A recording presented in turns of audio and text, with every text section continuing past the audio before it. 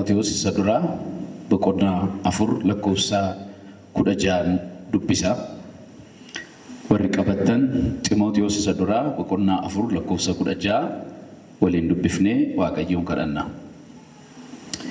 Akazida Ati Ofike Barsisa Kes Egad Ittijabat Akkas gochuu keetiin mataa kee warra si dhagaanis gara fayyinaatti ingeessita.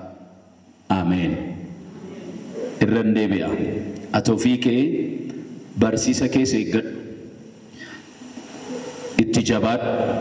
Akkas gochuu keetiin mataa kee warra si dhagaanis gara fayyinaatti ingeessita. Ameen. Barsiisa sobaa waldaa gara jalqabaa keessatti maal fakkaata sabara keenyaatti tuun dhufiin fuula dura. Fakkeenya fudhadheera. Macaafa keessa iddoo baay'ee arganna garuu waan ijoo ta'an fudhadheera. Gooftaa Yesuus waldoota Eeshiyaa keessa jiraniif xalaa erge. Addatti waldoota sadiif. Dhimma barsiisa sobaa wajjin wal qabatee waldoota sadiif Gooftaa Yesuus xalaa erge. Inni jalqabaa waldaa Pergaamoon. Macaafa mul'ataa boqonnaa 2 lakkoofsa 14 hamma 15tti. Akkas jedha xalaan Gooftaa Yesuus waldaa sanaaf erge. Garuu wanta muraasa sirratti argadheera. Namoota warra barsiisa Bala'aamitti qabamanii jiran achii qabda. Eessaa qabda? Biraa qabda. Waldaa keessaa qabda. Baalaaq ijoollee Israa'el dura gufuu kaa'ee qalma waaqayyolii tolfamaniif dhiyaate akka nyaatanii fi gaala mootummaatti akka jiraatan gochuu Bala'aamtu barsiise ture jedha. Warra barsiisa sobaatti qabamanii barsiisa Bala'aamitti qabamanii jiran achii qabda kana sirratti argadheera. Barsiifni Bala'aam maali? Doktiriiniin kun maali? Yeroo Gooftaa Yesuus kana dubbatu qaamaan Bala'aam kan jedhamu lafarraa eegii du'ee waggaa 1,500 darbeera. Ergii du'ee Bala'aam ni jedhamu. Garuu maaltu hafe? Doktiriinii isaa jira waldaa keessa. Maalni barsiifni Bala'aam? Ijoollee Israa'el dura gufuu kaa'ee qalma waaqayyolii tolfamaniif dhiyaate akka nyaatanii fi gaala mootummaatti akka jiraatan gadhiisitti akka jiraatan gochuu Bala'aamtu barsiise ture jedhe Yesuus. Kun xalaa Gooftaa Yesuus. Eewudhaa Bala'aam isa jedhamu diteeliin deemu seera lakkoofsaa boqonnaa 24 lakkoofsa 25 irratti Bala'aam kan jedhamu gabaabsee seenaa isaa yoon isinitti himee ijoolleen Israa'el biyya abdii sanaatti yeroo deemaa jiran utuu karaarra jiranii mootiin Mo'aab Baalaaq kan jedhamu sabni kun saba cimaadha. Awwaraanaan isa danda'u. Namna xabaarti akka abaaramu. Namna eebbifti akka eebbifamu ani beeka. Kootuutii waan ati barbaadden sii kenna. Qabeenya hamma ati barbaadden sii kenna. Saba kana naaf abaarii jedhee ergaa itti ergate eenyutti? Bala'aamitti. Bala'aam mortuu beekamaadha. Raajii waaqayyoo miti Bala'aam. Professional mortuu toshattuudha. Abaaruu isaatiin baay'ee gogseera. Baay'ee karaa tambiseera. Baay'ee cabseera. Baay'ee doomseera. Bala'aam kun beekamaadha. Horii ati barbaadden sii kennaa kottu na abaarii jedhee gaafa inni ka'uuf jedhe waaqayyo hin naqxu hin abaartu jedhe. Saba ani eebbisee ati hin abaartu. Ameen. Ani eebbiseera ati hin abaartu. Galaansaa gochuna'e birriin hin abdachiifame qabeenya hin abdachiifame guddaadha. Hafuufis birricha barbaade. Aquuf waaqayyo akeekkachiise. Utuunni yaada kana lamaan hin rakkatu waaqayyo akkana jedheen aquu dhaqee jedheen waanan sitti hime malee immoo hin gootu jedheen waanan jedhe siin jedhe malee hin jettu jedheen ka'ee dhaqee harree isaa fudhatee waan karaa irratti isa mudates beektu. Iddoo sana ga'ee yaada yoo jijjiire waaqayyo tarii jedhee iddoo torba dhaabate dhaqee tulluu isa kanarraa isa sanatti darbee isa sanarraa isa sanatti darbee abaaruuf qixanaa galaalaata naa tolaalaata jedhee yaadee Waaqayyo harkatti cufe maqaan Waaqayyo haa eebbifamu. Namichi kun nama qoosaan seenaa siin Waaqayyo bara darbeellee raajota keessatti illee saba isaatiin akkana jedhe Waaqayyo. Isaayyaas keessa dhufe akkana jedhe Waaqayyo. Yaa saba koo yaadadhu. Bala'aam kan jedhamu sun si balleessee oole ani immoo sirraan dhoowwe. Ameen. Si balleessa ture toon sirraan dhoowwine baay'ee balleessee beekaa anatu sirraa dhoowwe yaadadhu isaa. Innaa Waaqayyo bara darbee waa'ee maqaa nama sanaa kaasu badiin namicha sana afuurri namicha sana irra taa'ee biyya balleessu waan xinnoo akka hin taane naa galenaaf. Hin dadhabee boqonnaa 24 seera lakkoofsa 25 irratti Bala'aam ka'ee gara iddoo isaatti hin deebi'ee jedha. Sirriitti na dhaga'amu. Kanaan fixa. Ka'ee maal godhe? Iddoo isaatti deebi'e. Abaaruu waan hin dandeenyeef deebi'e. Nu kana qofaa beeku. Waan hamaa godhe boqonnaa 25 irra yeroo geenyu waan hamaa tokko ta'e na dhagaa sirriitti. Ijoolleen Israa'el dubartoota Mo'aab wajjin hechuutti ka'anii jedha. Manatti dubbisaasin boqonnaa 25 lakkoofsa tokko kaasaatiin. Dubartoota Mo'aabii wajjin hechuutti ka'anii. Jarri immoo isteeppii lammaffaa aarsaa waaqolii isaaniif dhiyaate ba'aaliif dhiyaate akka isaan nyaataniif affeeran wajjin nyaatan. Isteeppii sadaffaa sagada waaqa tolfamaatti isaan affeeran wajjin sagadan. Waa meeqa? Tokko gaala mootummaatti jiraatan isa Yesuus jedheen isinii himaa jira. Gaala mootummaatti jiraatan jechuun sagaagaltummaatti galan. Lama aarsaa waaqa tolfamaa nyaatan. Dubartoota sana affeere boqonnaa 25 irraa argattu kana. Sadii waaqa tolfamaaf wajjin sagadaniif. Yeroo sana keessa Israa'el sabni abaarsi dadhabe namni 24,000 battalatti dhume. Kun lafaa ka'een dhufne Bala'aam calluma jedheen galle. Abaaruu yoo dadhabes waa barsiisee gale. Doktrinii wayii kaa'ee fi gale akka gootu jedheen saba kana abaarreen hin danda'u itti makamiiti itti dabalamiiti gara xuraa'ummaatti geessi gaafas dadhaba. Na dhagaa'irtu. Waan kun immoo dhugaa akka ta'e boqonnaa 31 lakkoofsa 16 irra jira. Seeruma lakkoofsaa. Boqonnaa 31 lakkoofsa 16 Museen loltoota Israa'elitti kan inni hime isaadha. Boqonnaa 31 lakkoofsa 16 isiniif hin dubbisa kutaa kana. Inni gooftaa Yesuus dubbate waan macaafarra jirudha inni itti hime. Isaan kun jedhe Museen yeroo isaan booji'anii dubartoota fa'aa booji'anii fidan isaan kun warra gorsa Bala'aam duukaa bu'anii wanta Phe'ooritti ta'e sanaan Israa'eloota Waaqayyo irraa deebisanidha. Kanarrattis dha'ichi saba Waaqayyo irratti dhufee jedha. Na hubachaa jirtu miti sirriitti? Na hubachaa jirtu miti? Abaaruu danda'eera? Eenyu dhawu Waaqayyo. An saba kana gidduutti Waaqayyoon an argaa. Sabni kun saba eebbifamedha. Waaqni gidduusaa jira. Abaaramuun danda'u jedhee mala tokko barsiisa tokko doktrinii tokko kaa'ee fideen. Doktriniin samaan itti dabalameeti itti michoomeeti jireenya wal makaatti isaan gashi. Gara waaqa tolfamaa keetti isaan fidi. Xuraa'ummaatti isaan jiraachise. Kanaan successful ta'e Mo'aab. Israa'el keessaa nama baay'eetu du'e. Waraanni Israa'el nama 24,000 du'e. Dhaqaa dubbisaa boqonnaa 25 sana mana keessanitti yeroo galtan. Egaa barsiisi kun bara darbee baroota qaxxaamuree waldaa kakuu haaraa keessa dhufe.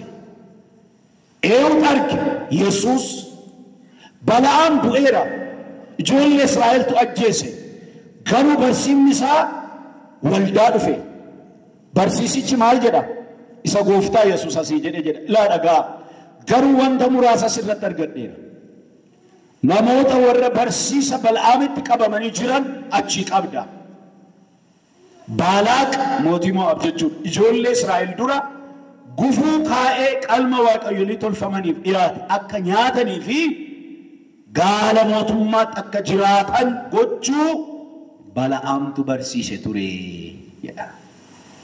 Eessaayyuun finnee barsiisa kana doktrinii kana Bala'aamtu kenneefi. The same thing waa wal fakkaataa sibira jira. Waldaa keessa jira. Rakkinni jirodhanii gaala mootummaaf waaqa tolfamaa aarsaa waaqa tolfamaa hirmaachaa jireenya biyya lafaa jiraachaa waldaa keessa kan jiran sibira jiru. Barsiisa sobaa xalaasa lammaffaa waldaa tiyaatiraatiif kan ergame waldaa tiyaatiraatiif kan ergame mul'ata boqonnaa 2:20 garuu dubartii Izaabeel jedhamtu ishee ani raajiidha ofiin jettee barsiiftu maal ofiin jetti waaqayyoon jenneeni waldaan hin jenneeni eentu ofiin jedhe isumatu ofiin jedhe ishee ani raajiidha jettee barsiiftu ishee hojjetoonni koos gaala mootummaatti akka jiraatan qalma waaqayyolii tolfamaniif dhiyaate akka nyaataniif wallaalchisaa jirtu calluma jettee dhiisuu kee sirratti argadheera. Izaabeel kan jedhamtu barsiisa ishee dubartiin kun macaafa moototaa boqonnaa 16 lakkoofsa 30 kaasee akkuma kan immoo 19:1-2 argattu. Dubartii biyya Sidoonaa ollaa Israa'el intala lubichaa fi mootii Sidoonaa Et Ba'aal jedhamu intala isaati. Israa'eloonni gaafa lamatti hiraman mootiin isa gara kaabaa mootiin Samaariyaa yookiin Israa'el Ahaab kan jedhamu haadha manaa godhatee ishee fuudhe. Isheen gaafa Israa'eliin dhuftu abbaa manaa ishii kana harka jala galfattee doomineet gootee waaqa tolfamaa Ba'aal jedhamu biyya Israa'el keessa wal fudhachiifte xuraa'ummaa biyya sana fudhachiifte raajota waaqayyoo immoo tokko lamaan qaltee fixxe. Innoo miti kan ishee dhibbaan kan lakkaaman biyya sana keessaa qaltee fixxe. Iyyata Eeliyaas waaqayyotti dhiyeeffate hin yaadattu. Israa'el kakuusii wajjin galan diiganii si dhiisaniiru. Raajota kee hundumaa qalanii fixaniiru. Anuma qofatu hafe anayyuu na ajjeesuu barbaadu. Inni jedhe ishee kan waaqayyoo fixxee raajota sobduu immoo baay'ifte biyya sana irratti. Mana ishii duwwaadha. Maaddii ishiitti cireef laaqana irbaata kan nyaatu 850 qabdi turte raajota sobduu. Kan waaqayyoo meeqa tafe? Meeqa tafe? Anshiyoo meeqa? 850 400 kan Asheeraa 450 kan Ba'aal. Eeliyaas gaafa waaqayyoo gaara Qarmeloos irratti mul'ate raajota ishii kana 850 jalaa qalchiisee fixe. Naasu guddaa naatee boran kan immoo sirratti raawwadhaattee gaafa isheen badde iyyate. Egaa dubartiin kun waaqa tolfamaa waaqeffachuuf xuraa'ummaatti jiraachuu biyya sana kan fudhachiise isheedha. Biyya Israa'eliin. Barri dhufee darbee kakuu haaraa irratti isheen hin jirtu iyyuudha kan ajjeesise yaadattu barsiifni ishii garuu waldaa dhufe. Waldaa kiristaanaa keessa dhufe ilaa gooftaan akkana jedhe dubartii Izaabeel jedhamtu ishee ani raajiidha ofiin jettee barsiiftu. ishee hojjetoonni koos gaala mootummaa akka jiraatan qalma waaqayyolii tolfamaniif dhiyaate akka nyaalchisaa jirtu calluma yettee dhiisuu keessatti argadheera. ganama waa'ee dilentaa ሳይለንታ isinitti meera በዝምታ የጠፋ ሀገር ዲነጫ ፈቀን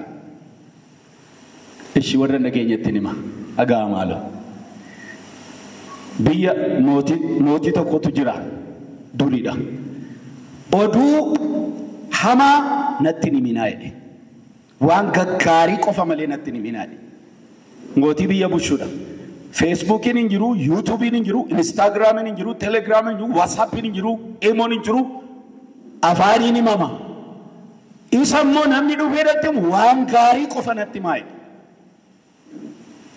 ቢይሱ ወረረመ ቢያሳኒ ረጫሩ ሞቲን ነገኘ ማሊፍ ነትኒ ሚናይ ጫሊሰት ቢይሱን ቀበሜ መጋሊ ጉዳ ቢያሰና ቀበሜ ሞቲን ነገኘ መጋሊ ጉዳን ቢይሱኒ ቀበሜ መሰራ ሞቱማ መርፈሜ ሞቲን ነገኘ እቺ ከሰ ጅራ ጋፋ ከም ለገ ሞቲን ጋፋ ዲኒ ጫጫብሴ ሴዴ ገጋም ጎዴ ሞርመሳት ይሰቀቡ በሪ ማሊፍ ነትኒ ሚናይ ሞርመሳር ራቁተኒ ካኒቱ አጋ ሞራሳር ረጅሩ ከሰት መሰራ ሞቱማ ከሰት አፋላትኒቲን ዲለንታ ሳይለንታ ደኒ በሪሰኝ ቢየ ጫሊሱዳን ባዲ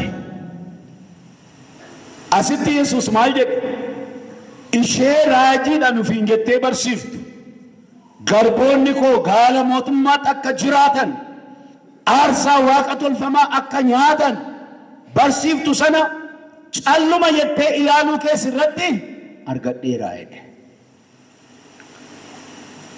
ዋጋዩ ከናን ኑን አርገቲ ገረሳታኔን ዋ አርገቱ ስቴፕ ቶኮ ጉድፍቴት በላ ኢዛቤል ከምበላ አሚር isheen kun caalaatti hojjettoota irratti hojjetti tajaajiltoota irratti hojjetti gaala mootummaa akka jiraatan jechuun በዝሙት እንዲኖሩ ማለት ነው ጡራውማ keessa akka jiraatan akka waaqayyoon ሶዳን akka waan barbaadan hojjetanii dhufanii as dhaabatanii ሃሌሉያ jechuu akkan ሶዳን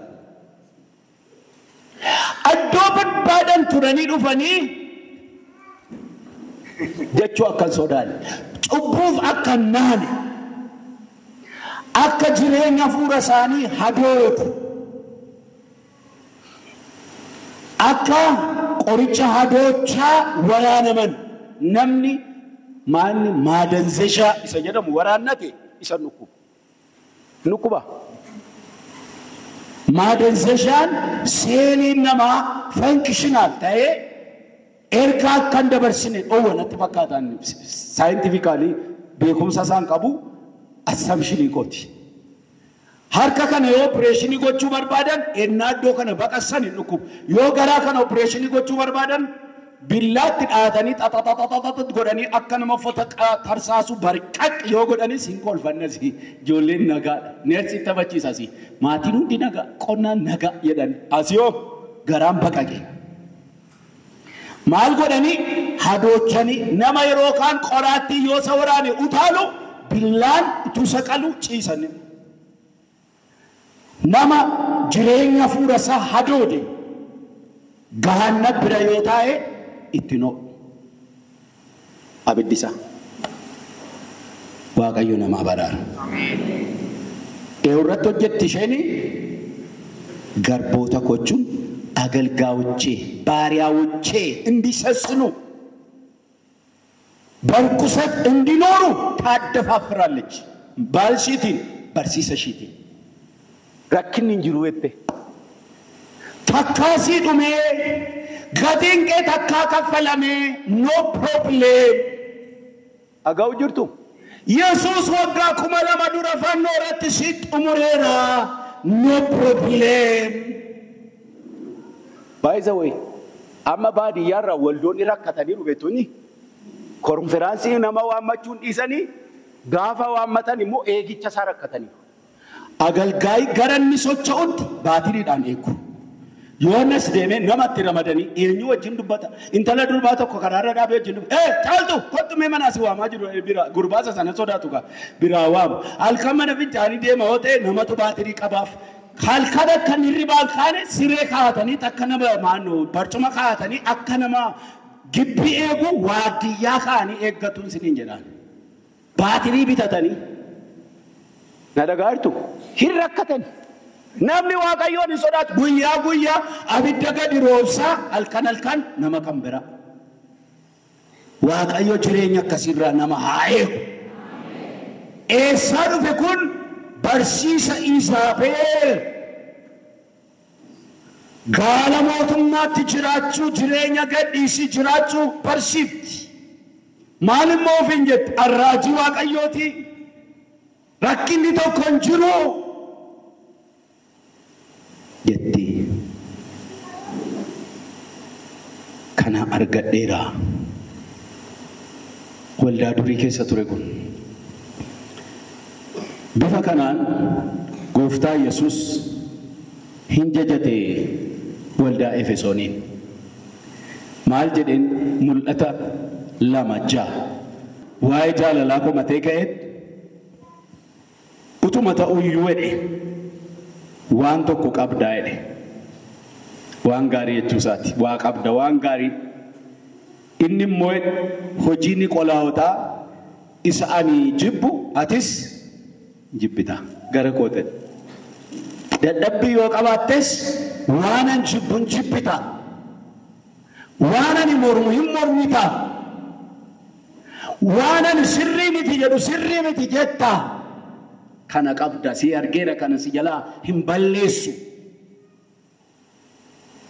Maanni Niqolaawotaan lakkoofsa 15 irraa argattu 2:15 irraa.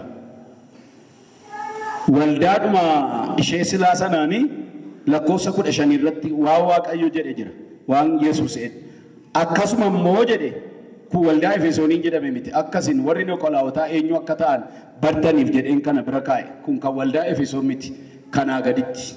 Akkasuma immoo kun lakkoofsa 15 irra jira boqonnaa 2 lakkoofsa 15.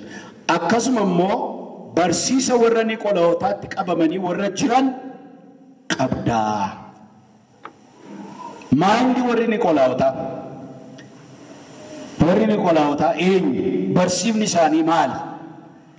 Wanna kana Ingiliffarraan hiike. NIV warri qabdan ilaaluu dandeessu. NIV irra jira kun. Iddoodhuma ammaa ta'ee jala isaa jira. Barsiisi Niqolaawotaa yookiin warri Niqolaawotaa akkasi dhaggeeffadhaa. Barsiisa sobaa warra waldaa kiristaanaa keessa jiraachaa warra saba Waaqayyoo hin ta'in wajjin wal fakkaatanii jiraachuun rakkoon qabu jedhanidha. Jedha. Koteeshiniidha kun ankoo miti. Warri Niqolaawotaa maal jedhu? Waldaa kiristaanaa keessa jiraachaa warra saba Waaqayyoo hin ta'in wajjin wal fakkaatanii jiraachuun rakkoo hin qabu jedhu. Isaan birmadummaan karaa Kiristoos arganne waaqolii tolfamaa waaqeffachuufis ta'ee ejjuuf akkasuma waan barbaanne raawwachuuf mirga nuuf kenneera jedhanii barsiisu. Akka seenaan waldaa kiristaanaa dabarsaa dhufe himutti barsiisonni sobaa kun daaqonoota 7 waldaa Yerusaalem jalqabaa keessatti filaman keessaa tokko kan turee fi lammii biyya Anxookiyaa kan ta'e booda immoo amantii Yihuudii fudhatee kan ture achis Kiristoosin kan amane Niqolaawos kan jedhamu warra hordofanidha. Namichi kun gara dhumaa irratti barsiisa sobaatti gooneera jedha seenaan isaa. Hojii ergamootaa boqonnaa 6 lakkoofsa 5 irra jira seenaan namicha kana. Inni nama isinii dubbise garuu warri NIV qabdan Amaariffaan isaa ta'u Ingiliffaan mul'ata Yohaannis boqonnaa 2 footnote isaa ilaaluu dandeessu. Barsiisa Niqolaawotaa. Egaa waldaa kiristaanaa rakkisaa turani barsiisonni sobaa kun. Waldaan immoo dammaqne. Namoonni Kiristoosin amanna jechaa jireenya ornaamuu jiraachaa turani. Waan kun waan yaachisaa ta'eef gooftaa Yesuus xalaa erge. Ergaa erge waldaa isaatiif. Barsiisa sobaa seenaa waldaa kiristaanaa keessatti kana fakkaata. Barsiisa sobaa bara kana. Barsiisa sobaa bara kana keessa jiru. Barsiifni sobaa bara kana keessa jiru waan amma dubbanne wajjin baay'eensaa wal fakkaata. Sirriitti na dhaga'a. Ayyaana Waaqayyootiin fayyine eeyyee dhugaadha. Ayyaana Waaqayyootiin fayyine. Seera eegneen fayyine eeyyee dhugaadha. Seera eegneen fayyine. Kiristoostu ayyaana isaatiin nu fayyise. Maqaan Waaqayyoo haa eebbifamu. Amiin jedhaa kaa. Ayyaana Waaqayyootiin fayyuun kaayyoo qaba. Waan fayyineef parpasii qaba Waaqayyo. Ayyaana Waaqayyootiin fayyuun fayyanii akka barbaadde dhaqii ta'i jechuuf otoo hin ta'in Waaqayyoof jiraadhu, jireenya fayyina kee jiraadhu, isaa wajjin jiraadhu jechuun nu fayyise Waaqayyo. Miti amantoota? Miti? Fayyuun keenya isa mootummaa bara baraatti dhaqnee gallu garanatti biyya lafaa kanarratti ergama qaba. Fayyuun keenya mootummaa bara baraatti dhaqnee galuu keenya garasitti lafa kanarratti hojii qaba Waaqayyo. Maqaan isaa haa eebbifamu. Innaa bara keenya kana keessa seerri akka hin jirre Waaqayyoof jiraachuun barbaachisaa akka hin taane namni ayyaana Waaqayyootiin fayyinaan akka barbaade yoo jiraate bara baraan dhaqee akka jireenya isaa dhamdhamatu malee rakkoon akka hin jiraanne rakkinni hin jiru jedhee barsiisa barsiisudha. Barsiisi kun dispensationalism jedhama. Dispensationalism jedhama. Dispensationalism maali? Eessatti jalqabee jedhuun gabaabsee isinitti meen maal barsiisu jedhutti nufa. Biyya keenya kana keessatti ishuu guddaadha. Biyya Ingiliz idduma nama isiniin jedhutti bara 1831 jalqabe. Luba waldaa Ingiliz yookiin Anglikaan jedhamu nama John Nelson Darby jedhamutu barsiisa kana jalqabe.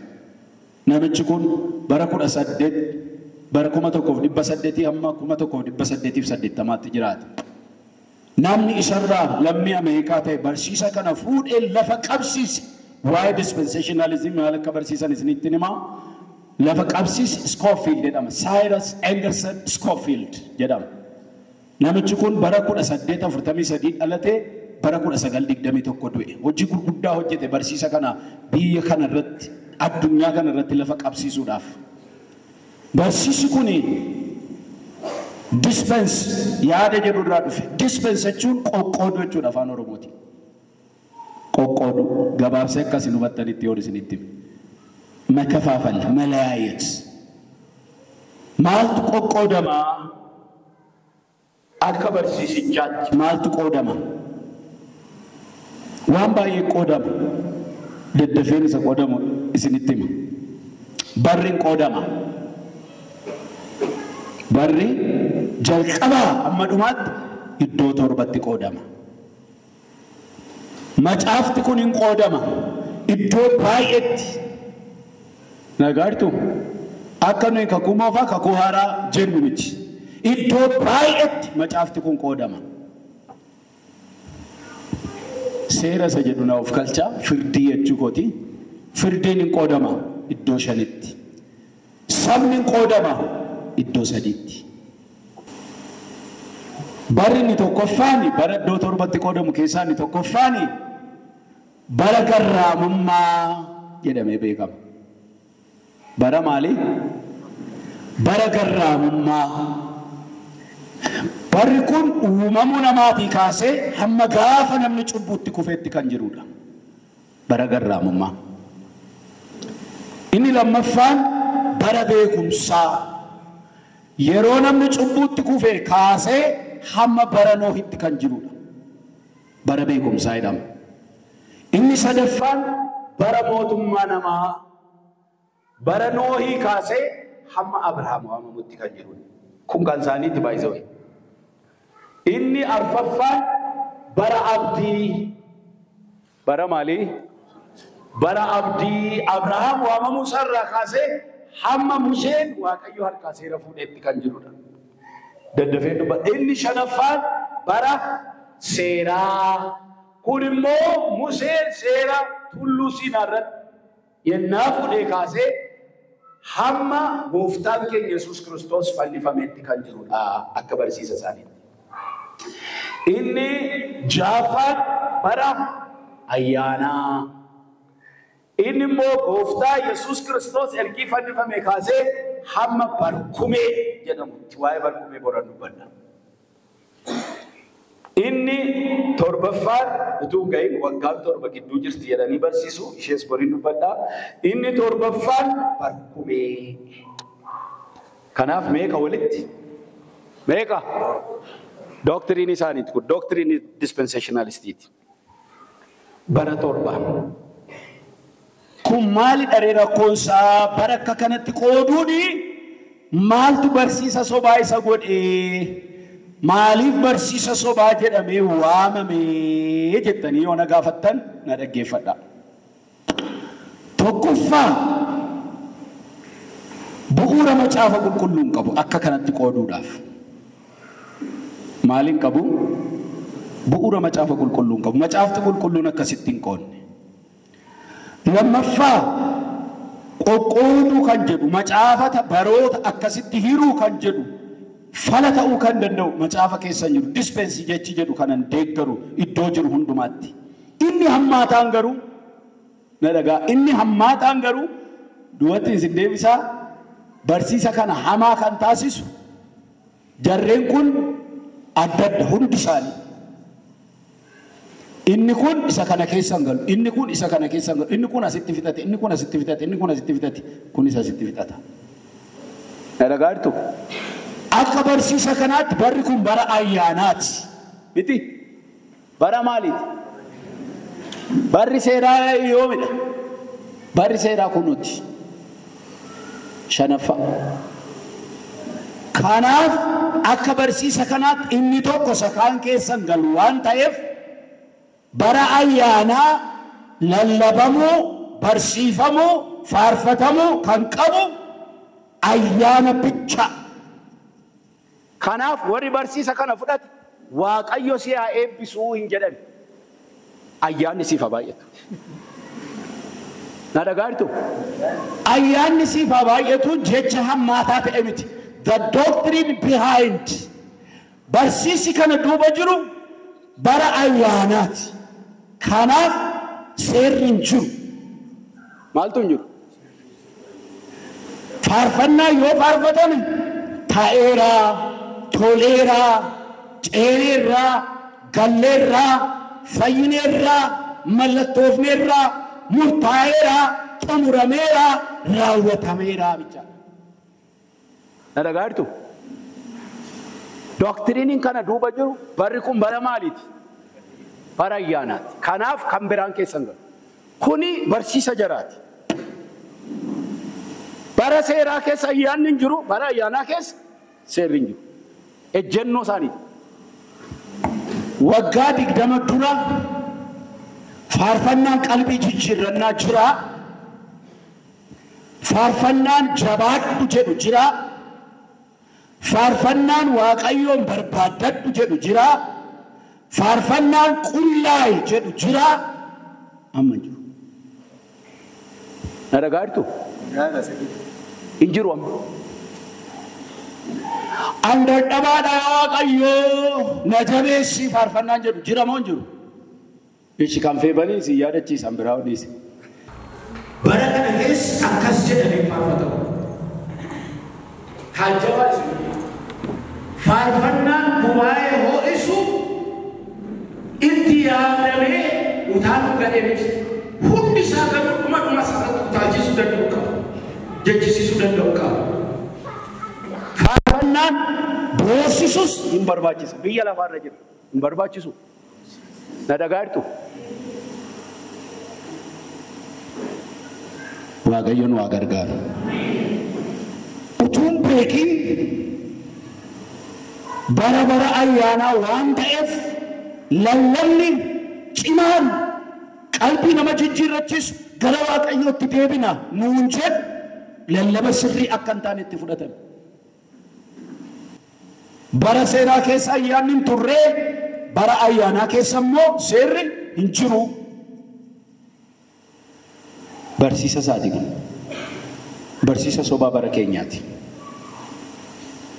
Akka barsiisa kanaatti macaafti qulqulluun illee guutummaan isaa kan keenya miti. Guutummaan isaa kan keenya miti. Maaliif? Kakuu haaraan iyyuu guutuun isaa kan keenya miti. Akka barsiisa kanaatti waan seera fakkaatu kan keenya miti. Waan seera fakkaatu kan keenya miti. Fakkeenyaaf kadhata abbaa keenyaan jaallatan. Na dhaga'irtu? Kadhata abbaa keenyaan jaallatan. Kadhanna abbaa keenyaa waldaa miti kan Yihuudootaati. Kan barsiise ee'uudha. Ee'u barsiise. Barsiifni Kiristoos kan keenya miti. Akka isaaniitti kan keenya miti. Maaliif mormu beektu? Yaa abbaa keenyaa waaqarra kan jiraattu, maqaan kee haa qulqullaa'u, mootummaan kee haa dhufu, fedhi kee akka waaqarratti ta'e akkasuma lafarratti haa ta'u, kan nu ga'u buddeena keenya har'a nuuf kenni. Achiyoo isa dogoggorreerra nuti macaafarraa laalaa dhaqaati yakkaa keenya nuuf dhiisin jedhu.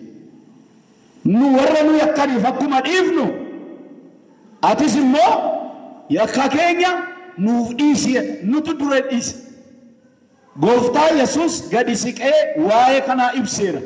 Maatiyos boqonnaa 6 gulaaltan gadi siqee ibseera. Akka jedhe namootaaf yoo cubbuu isaanii yakkaa isaanii dhiisuu fi baattan inni waaqarraa abbaan keessanis isiniif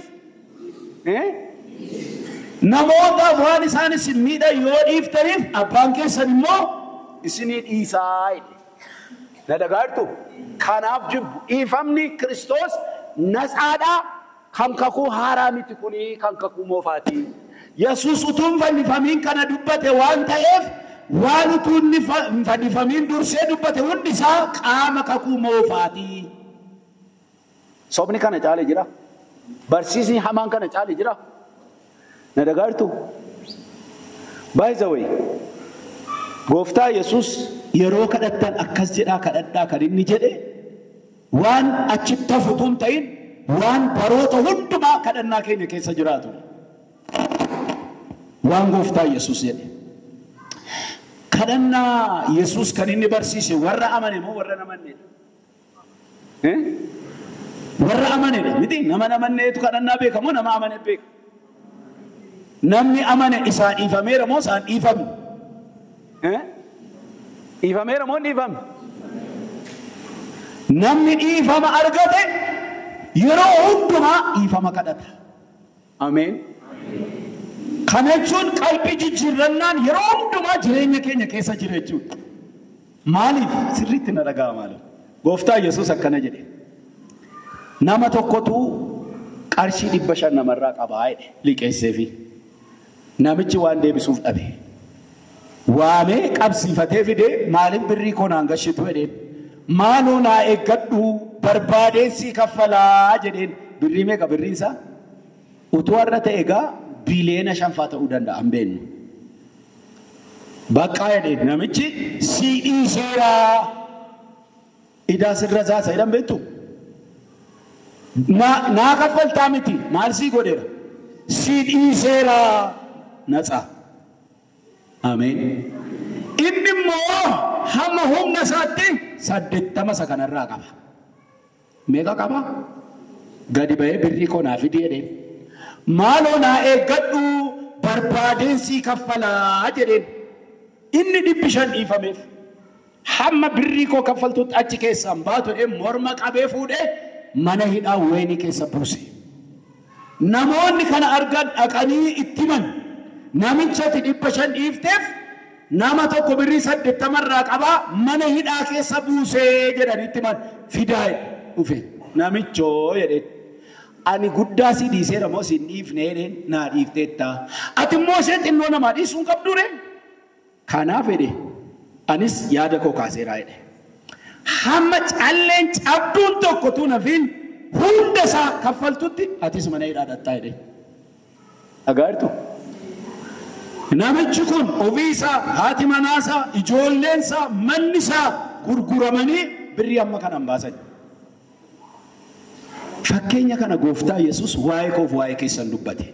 Maqaan Waaqayyo haa eebbifamu. Waaqayyo cubbuu keenya nuu dhiiseera. Unis immoo warra nu yakkaniif dhiisu qabna. Ameen. Kadhati abbaa keenyaa kanaadha.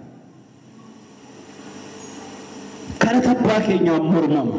Macaafti ergaa Ibroota waan seera Waaqayyo fakkaatu hundi isaa hin mormama akka barsiisa kanaatti. Hin mormama. Seerri Waaqayyo hin mormama. Seera Waaqayyo irratti seerri hin jiru walumaa galatti seerama waan jedhame hin jiru. Warri barsiisa kana keessa jiran barri kun bara seeraa miti. Iyyasa guddaa amma waldaa kiristaanaa qabatee jiru. Waldaa raasaa jiru. Magaala baadiyyaa wal ga'ee jiru. Gooftaa Yesuus maal jedhe waa'ee barsiisa kanaa? Gooftaa Yesuus seera diiguun dhufee seerri badeeraa haaraa isiniif kennaa hin jenne. Maqaan Waaqayyo haa eebbifamu. Seerri diigameera jechuun jechuudha beektu. Waaqayyo inni bara kakuu moofaa hin ajjeesin jedhee kakuu haaraa irratti ajjeesi jedheeraa maaloo? Waaqayyo inni bara kakuu moofaa hin ejjin jedhe bara kakuu haaraa ejji jedheeraa? Jenne. Seera Waaqayyo jechuun na dhagaa maaloo? Ilaa seerri laaboraatooriidha. Wangeelli qoricha. Seerri maalidha? Seerri cubbamaa ta'uu keenya nutti argisiisa. Wangeelli cubbuu keenya irraa nu fayyisa. Ameen. Ameen. Amma namni gaafa dhukkubsatee mana yaalaa dhaqu dhukkuba isaatuun bariin qoricha hin argata? In argata? Ishi dhukkubsataa akka ta'e akka isa dhukkubaa jiru tuun beekne dooktarii barbaacha hin naqaa? Hin naqaa maaloo? Hin naqu. By the way, amma manni qorichaa kan inni filatamu qoricha inni qabuun miti. Meeshaa dhukkuba isaanii qoratee argatu inni qabuun filatamu. Sitis kaanii qabu isaan X-ray qabu laaboraatoorii ammayyaa qabu gaafa jedhamu namni laaboraatoorii liqimsee fayyee jira. Namni X-ray liqimsu jira. Namni sitis kaanii liqimsu jira. Jarreen kun hojiin isaanii maali? Dhukkuba keenya adda baasu. Okay, namicha kana garaacha isaarraa bakteeriyaa jira. So qoricha bakteeriyaa antibiyootikii kanaaf ta'u kennaafi jedha. Namichi kun dhukkubni isaa jibbaa jaalala waraanaa wangeelatti dabarsaa jechuudha. Seerri maalidha? Seerri maalidha? Laaboraatooriidha. Ameen. Na hubachaa jirtu? Dadhabaa ta'uu keenya. Waaqayyo duratti nama dadhabaa ta'uu keenya nutti argisiisa. Akka nuyi achitti abdiin kutanne immoo wangeelli immoo misiraachuu Kiristoos dadhaboota harka qabu dhufeera. Ameen. Ameen iyyataniisi. Ameen. Dubartittii ishee qabanii Yesuusitti geessan akka seera keenyaatti ajjeefamuu qabdeedhan. Fidan. Qabdi moo qabdu? Dhugaadhaan moo sobaadhaan? Dhugaadhaan du'uu qabdi. Yesuus garuu isin keessa namni cubbuu godhee beeyin hin jedhamne hin jenne dura haa rukutu. Gaafa inni of ilaalan hundi isaanii cubbuu isaanii tulluu ta'e ta'a. Hundi isaanii biraa badan eenyu biratti hafu? Intaloo meerre warri si ammeessan hin jiran. Egaa anis sitti hin faradu. Deebitee cubbuun godhin ammoo si dhiiseera. Ameen. Soba mitiim cubbuu gochuushi Yesuus hin sobdanii hin ejjine hin jenneen dhuguma gooteef. Garuu eenyutu ishee fure? Wangeela. Anis sitti hin faradu ittiin deebi'iin nagaadhaan dhaqi.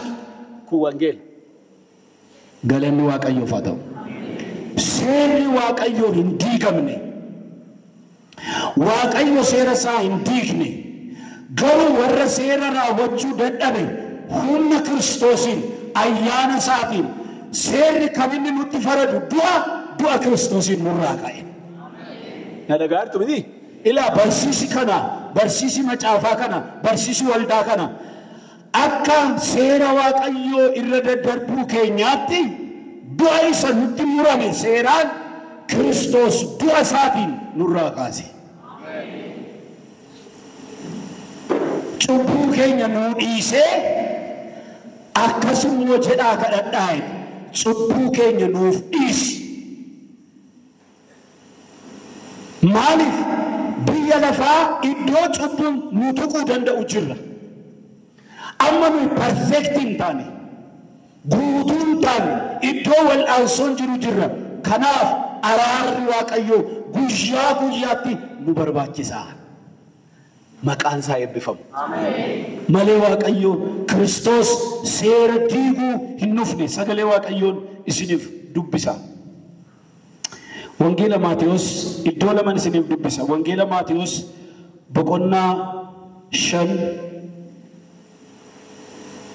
Maatiyos boqonnaa 5 lakkoofsa 17 kaasee 21tti Roomee boqonnaa 3 lakkoofsa 31 isiniif dubbisa. Ishi Maatiyos akkana jedha. Yesus seeraa fi barsiisa raajotaa diiguudhaaf waanan dhufee hin se'inaa. Ani isaan raawwachuudhaafan dhufe malee diiguudhaaf hin dhufne. Ani dhuguman isinitti himaa hamma waaqniif lafti badanitti seericha keessaa fidalli xinnaan tokko yookiis gar tokkoon fidalaa utuu fiixaan hin bahin hin badu. Kanaafis namni dhagaasa kana kanaafis namni abboommota hundumaarra xinnaatan keessaa tokko diige diigamuu isaas namoota barsiisu mootummaa waaqaa keessatti isa hundumaarra xinnaatu hin jedhama. Namni abboommota kana eegee barsiisu garuu mootummaa waaqaa keessatti guddaa jedhama. Ameen. Yesus akkana jedhe. Ani jedhe raajotaa fi seera diiguu hin dhufne jedhe. Raawwachuuf hin dhufe jedhe. Raawwachuuf hin dhufe namni akka abboommii waaqayyo keessaa inni tokko ni xinnaadha dhamu. Diigee diigamuu isaa namoota barsiisa mootummaa waaqayyo keessatti uffatamaan. Kan eegu kan barsiisu guddaadha. Isa kam ta'uu barbaaddu si? Guddaa moo xinnaa ta'uu barbaaddu? Afaan Giriikiin isaa tuffatamaa jedha. Waaqayyo tuffatamuu nu oolchu. Ameen jedhaa kan. Kiristoos seera diiguun dhufneedha. Phaawulos akkana jedha. Han Phaawulosin isiniif dubbisa. Waa'ee seeraa. Roomee boqonnaa 3 lakkoofsa 31 irraa gara warra Roomaa isiniif dubbisa. 3:31. Kutaa kana afaan lachuutiin yoon dubbiseen jaalladhaa. Amaariffaanis of galchitu akkana jedha. Egaa immoo amantii kanaan seera diigna jechuudha mooree? Waaw. Kun raawwatee ta'uu hin danda'u. Jabeessinee dhaabna malee. Ameen. Jedhamina duukaa dubbisaa. Egaa immoo amantii kanaan seera diigna jechuudha mooree? Waaw. Hin sodaattanii? Waaw. Kun raawwatee ta'uu hin danda'u. Jabeessinee dhaabna malee. Maal? Ishi Amaariffaan akkana jedha. ታዲያ እንዲህ ከሆነ ይቃራን ቢሳ ታዲያ እንዲህ ከሆነ ከእምነት የተነሳ ሕግን ዋጋ የሌለው እናድርግ ይሆን? ጥያቄ ፈጽሞ አይደረግም። ሕጉን እናጸናለን እንጂ ፈጽሞ አይደረግም። ዋን ጳውሎስ Nagasiritti waan Phaawulos waa'ee ayyaana Waaqayyoo ol kaasee barsiiseef namoonni dalga isa hubatan waan jiraniif egaa amantii kiristaanummaa fudhanne kanaan seera Waaqayyoo diigna jechuudha. Waaw አማርፍሳ ፈጽሞ አይደረግም እናጸናለን እንጂ አሜን። ሾርት ይሄ ማለት እግዚአብሔር የተቃወመው የጠላው በአዲስ ኪዳን አልታረቀም። waaqayyoon kakuumaa keessatti kanuman jibba jedhe kakuwaara keessatti tiniraran waaqayyoon achitti najjeesin jedhe asitti sinajjeesin jedhe waaqayyoon achitti najjin jedhe asitti sinajjin jedhe inni achitti natiin jedhe asittis inatiin jedhe kanuma seera waaqayyoo jechuun kan biraa jira jiru kun inafne kana diigaan jiru jedhe Phaawulos. By the way, akka macaafa qulqulluutti warri kakuhaaraa nuuf barreessan waan waaqayyoo dur dubbate waldaadhaaf caafani. Waan lamanis yaadachiisa. Waaqayyo akkas jedhe seera ba'uu boqonnaa 20 lakkoofsa 12 irratti haadha keef abbaa keetiif ulfina kenni. Umriin kee lafarratti siif dheerata. jedhe Phaawulos waldaa kakuhaaraa waldaa Efesooniif boqonnaa 6 lakkoofsa 1 hamma 3 akkana jedhe ijoollee jedhe kun gooftaa duratti qajeelaadha abbootii keessaniif ammootii keessaniif abboomamaa kun immoo abboommi jalqaba kenname isa abdii wajjin kennameedha abbootii keessaniif abboomamaa eessaa fide Phaawulos seera ba'uu boqonnaa 20 lakkoofsa 12 irraa fide. Phexros ergaa isaa duraa boqonnaa 1 lakkoofsa 15 irratti akkana jedha isa kana siniifan dubbisa akkas jedha Phexros ergaa isaa duraa 1:15 irratti inni si waame qulqulluu akkuma ta'e isinis adeemsa keessan hundumaan qulqulloota ta'a. Inni caafata qulqullaa keessatti ani qulqulluu waanan ta'eef isinis qulqulloota ta'a jedheera. Ameen. Eessatti jedhe dhaggeeffadhaa. Inni si waame qulqulluu akkuma ta'e isinis adeemsa keessan hundumaan qulqulloota ta'a. Inni caafata qulqullaa keessatti macaafa qulqulluu keessatti jechuudha. Inni caafata qulqullaa keessatti ani qulqulluu waanan ta'eef isinis qulqulloota ta'a jedheera. Eessaa dubbisaa jira naan jedha Phexros eessaa dubbisaa jira bakka Phexros isinii dubbisaa jiruun isiniif dubbisa dhaqe. Phexros kana eessumayyuu hin fuune yaada haaraa sin barreessine akkuma asitti ibsaa jiru caafata qulqullaa keessaa fuudhe seera lawwotaa boqonnaa 19 isiniif dubbisa. Lawwota boqonnaa 19 lakkoofsa 1 kaasee itti fufees Waaqayyo Museedhaan guutummaa waldaa Israa'elitti dubbate isaaniin Waaqayyo akkana jedhaa ani Waaqayyo gooftaan keessan qulqulluu akkuman ta'ee isinis immoo qulqulloota ta'a. Ameen. Macaafni akka wal keessa jiru argaa jirtu. Kakuu haaraa irratti maal jedhe? Inni si waame qulqulluu waan ta'eef isinis jireenya keessan hundumaan qulqulloota ta'a. Inni caafata qulqullaa keessatti ani akkan qulqulluu ta'e isinis qulqulloota ta'a jedheera. Inni Museen jedhe asii dubbise kun seera lawwotaa boqonnaa 19 lakkoofsa 1-2 irraa dubbise ila akka nama dubbisaa jiru kanatti itti fufees Waaqayyo Museedhaan guutummaa waldaa Israa'elitti dubbadhu isaaniin Waaqayyo akkana jedhaa ani Waaqayyo gooftaan keessan qulqulluu akkuman ta'e isinis immoo qulqulloota ta'aa jedhaa. Macaafni tokko moo lama? Agairtu gooftaan seeran kakuun haaraan seeran diigne. Wanti kakuu haaraa irratti ta'e kana warri kakuu moofaa keessa jiraachaa turani seera kana baachuu waan dadhabaniif seerri kun isaanitti faradaa ture. Maal du'a? Namni ejje haa ajjeefamu, namni nama ajjeese haa ajjeefamu, namni ija namaa jaamse iji isaa haa jaamu, namni ilkaan namaa cabse ilkaan isaa haa cabu jedhamaa ture miti.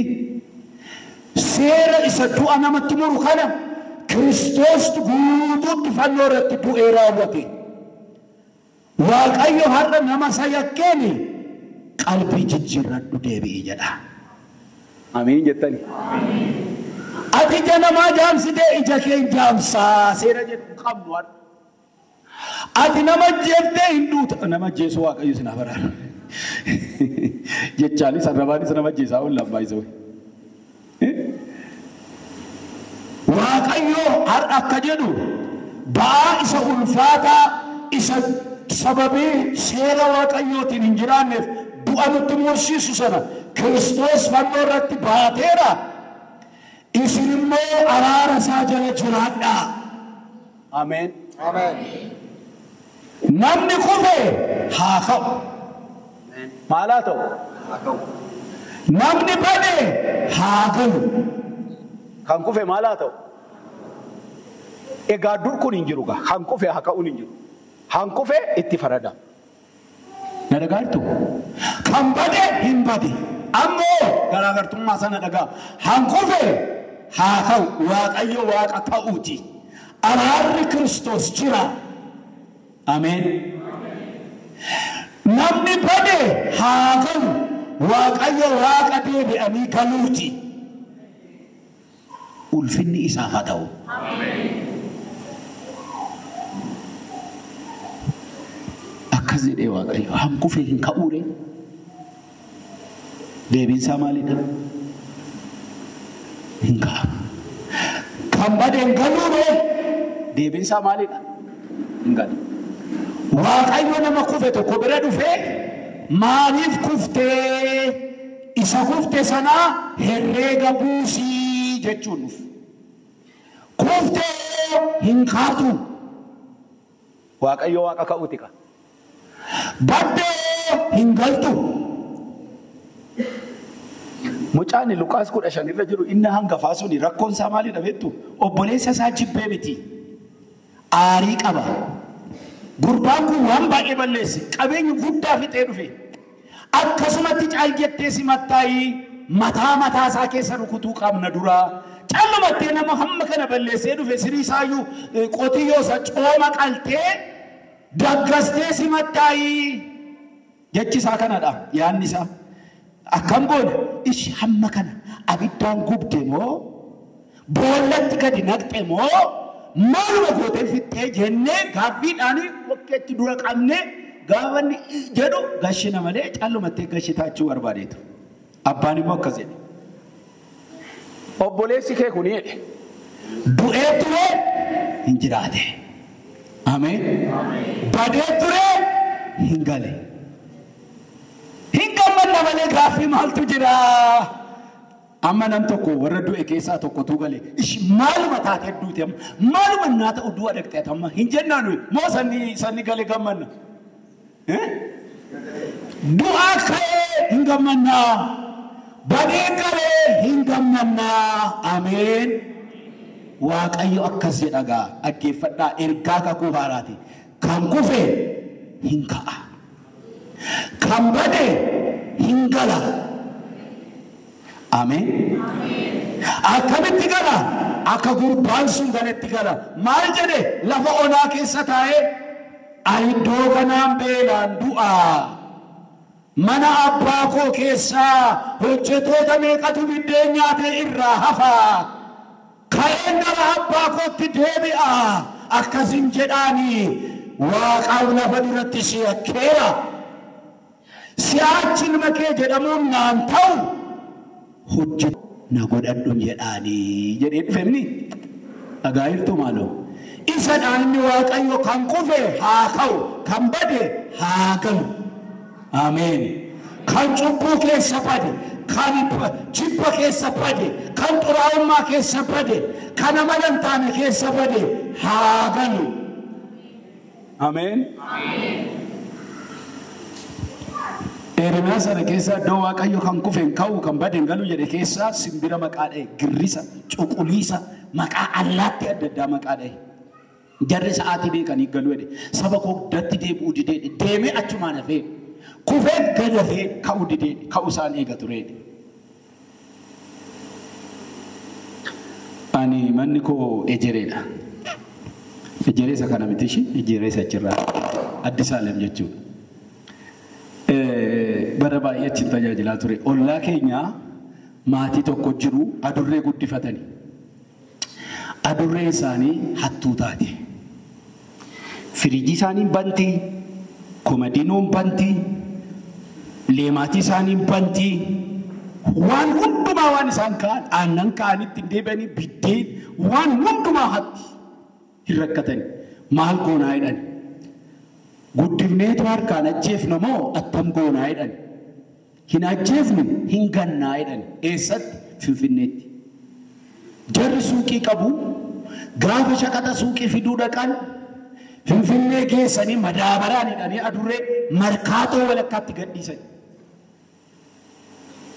Kompaasiin qabdu adurreen kiiloomeetirii 45 Finfinnee fi ejereen Addis Aalem.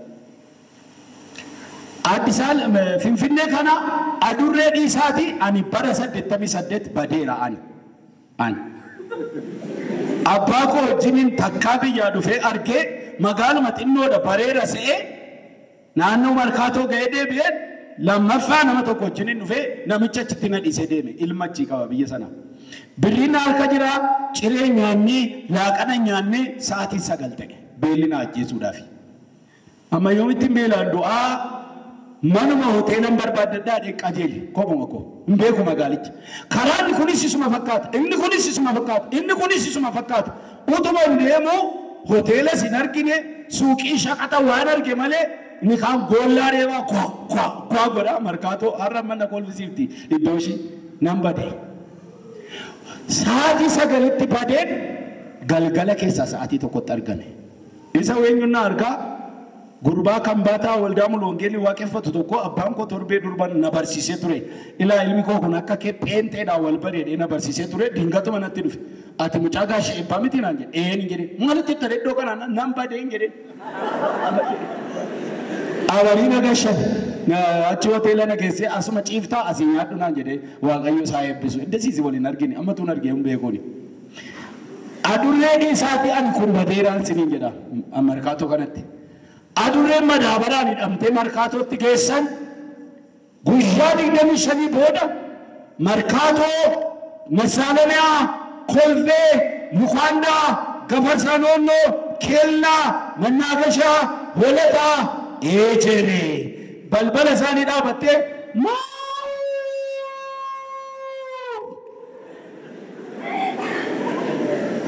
utuu namni lisaan ishii kana hiiku jiraatee raate lammaffaa himatu.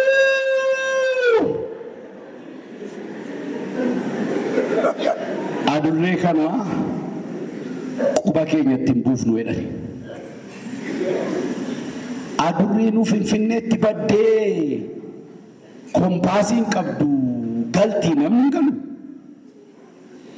Gaaffii Waaqayyoo kadhadha. Bineensi hin gala namni hin galu. Namni kufeen ka'u, namni badeen galu. Ergaan kakuu haaraa kana. Ameen. Ayyaanni bara kana nuuf mul'ate karaa Kiristoos ayyaana cubbuu keessa itti nu fursiisu tun ta'in ayyaana yoo kufne nu kaasu. Ayyaana yoo banne qeetti nu deebisu. Ayyaana yoo dogoggorre nu sirreessu. Isaan. Gara qalbii jijjiirrannaatti nu geessa. Malee afannee cubbuu keessa akka rafnu nu jajjabeessu. Maqaan Waaqayyo haa eebbifamu. Waaqayyo sada keenya nuuf haa eebbisu. Sa'aatii kadhannaati daqiiqaa makootti waan hin xumuree natti fakkaata wangeelaa itti dabarseera.